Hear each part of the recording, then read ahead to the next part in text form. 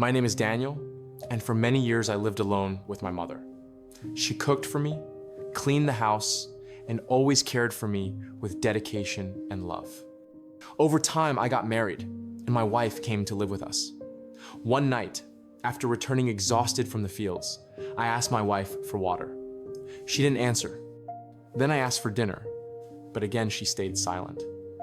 Annoyed, I asked her why she wasn't answering me. That's when she burst into tears and said, "It's your mother. She hates me, criticizes me all the time, and says horrible things. I can't live with her anymore." I tried to calm her and asked her to try to live with my mother because she was an old woman and wouldn't be with us forever. But my wife harshly replied, "You must choose. Either you live with me or with her. You can't have both." That night I went to bed hungry and couldn't sleep. I kept thinking, how can I choose between my mother and my wife?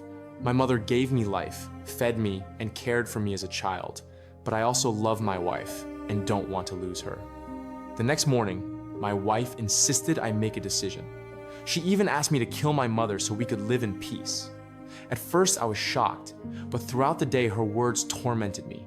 I thought, maybe she's right.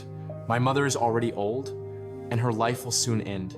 If I get rid of her, I can live happily with my wife. When I came home, I told my wife, "I've decided.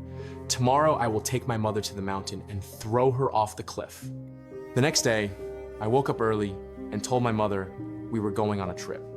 She agreed, though she looked at me with suspicion. Since she couldn't walk much, I carried her on my shoulders and began to climb the mountain. On the way, she stayed silent until she whispered, "Son, I know what you plan to do. I understand. But please be careful.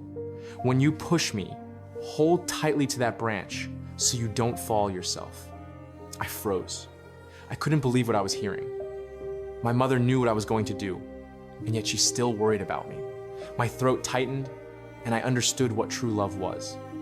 I put her down, sat next to her, and thought, does my wife love me the same way? No, she only thinks of herself. My mother, even knowing I planned to betray her, still loves me. Then I made my final decision. I returned home with my mother and sent my wife away.